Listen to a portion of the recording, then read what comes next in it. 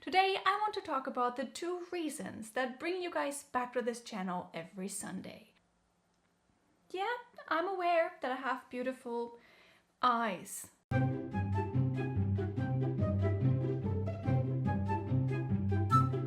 In my last video, you all collectively agreed that I looked like Morticia Addams. I'm in my dark era, okay? But fine, a little brighter and less makeup this time around. Because today I need your undivided attention, right here, on my eyes. You know, Germans have a very unique relationship with eyes in our language. While English uses eye for poetic things like eye of the storm, German looks at absolutely random, quite unflattering things and says, yeah, that's an eye, like Hühnerauge or Fettauge. That's why I thought, hey, that's worth taking a look. A look? What weird things do Germans call eyes? But wait, before we dive headfirst in all these ominous meanings, we need to understand what an eye actually is at its core. Wow, that's so interesting. The OGI. That. So allow me to channel my inner school teacher. Don't worry, I'll keep the lesson quick and dirty. Guten Tag, class. Settle down. The human eye, in Latin oculus, in Greek ophthalmos, is in German simply das Auge. I can't read my script through these glasses.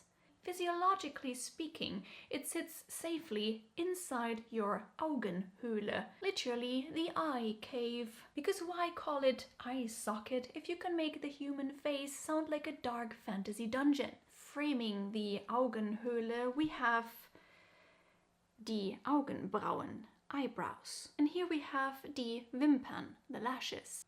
And das Augenlid, the eyelid. Yes, a lid, like a Tupperware container, protecting your vision. Inside of the eye cave sits the star of the show, der Augapfel, the first questionable wording choice. While English calls it the eyeball, which is accurate because it's an eye shaped like a ball, Germans, for some reason, don't say die Augenkugel or der Augenball. Because somebody somewhere must have been like, man, what do I call this wondrous thing? What an interesting shape. That's what she said. It's round, it's like a marble, like a kiwi but less fuzzy.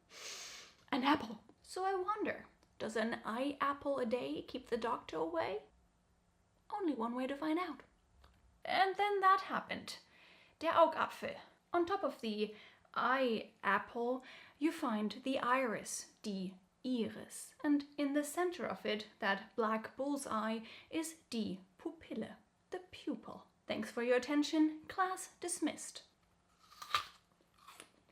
Done with the anatomy lesson. Now let's have a look at what else has eyes in the German language. Because here is where it gets weird. I just mentioned a bull's eye. And while that also exists in German, das Bullseye as the center of a target, there's also das Bullauge, meaning something completely different. The eye of a bull. What could that possibly be? Well, obviously it's a round glass window. The kind that you find on cruise ships or at the front of your washing machine. Another animal eye is das Katzenauge, cat's eye, which is what we call reflectors on a bike. And I think you have that in English too, right? Let me know in the comments. Or what about das Ochsenauge, an ox eye, which can either be a flower like das Weidenblättrige Ochsenauge, which can either be a flower like das Weidenblättrige Ochsenauge, a butterfly, a cookie with marmalade in the middle that I just now saw at the supermarket, or a fried egg. Yep. We really like Ochsenauge so much we couldn't just settle on one meaning. And the freakiest of them all, das Hühnerauge, the chicken eye. It's what we call a callus or a corn in German. Yep, this is about feet. Let me demonstrate what that looks like. joking. I would never show my feet on the internet. If I learned one thing in 10 years on YouTube, is never show your feet. So luckily I don't have one, and I will spare you and me from finding a picture online. But feel free to Google if your morbid curiosity gets the best of you. We've all been there, I know how it is. I would totally Google if I were you. If that wasn't unromantic enough, let me introduce you to das Fettauge, the fat or grease eye. Did you know that mosquitoes love me? And not once, but twice. I got bitten on my eyelid, Augenlid, there it is again. Definitely a look where the term fat eye would have been appropriate. Fettauge describes something else though. Imagine you're sitting down with a nice hot bowl of chicken soup. If it were really hot, you shouldn't hold it like this, but you know what I mean. You look down and you see tiny droplets of oil floating on the surface. In English, that's just fat. In German, that's das. I'm trying to show it to you, but there is no bowl. There is no bowl. So in that soup, in that non-existing soup that I'm holding here right now, what's floating on the surface is das Fettauge. This is what I'm trying to say. Staring right back up at you from your broth. Guten Appetit. Spiders have up to 8 eyes. You think that's a lot? Well, I'll show you something of the same size that has way more. That's right.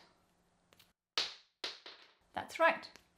A die. And the little black dots you see on each side are also called eyes in German. We say Würfelaugen, die's eyes, or die Augenzahl, the eye number. So let's see if I'm lucky today. A 1! What a coincidence! That's exactly the amount of likes that I want you to give to this video. Now, if you think that we only do this for physical objects, you're wrong. German has its eyes everywhere. We also use Auge to measure time, space, and beauty. Do you need a quick second? A German might ask you for a moment, but they might also ask you for an Augenblick, literally an eye glance. That's pretty, isn't it? Whenever I hear it, it makes me think, building IKEA furniture without measuring tape? Well, no choice but to use girl math and your Augenmaß, your eye measure.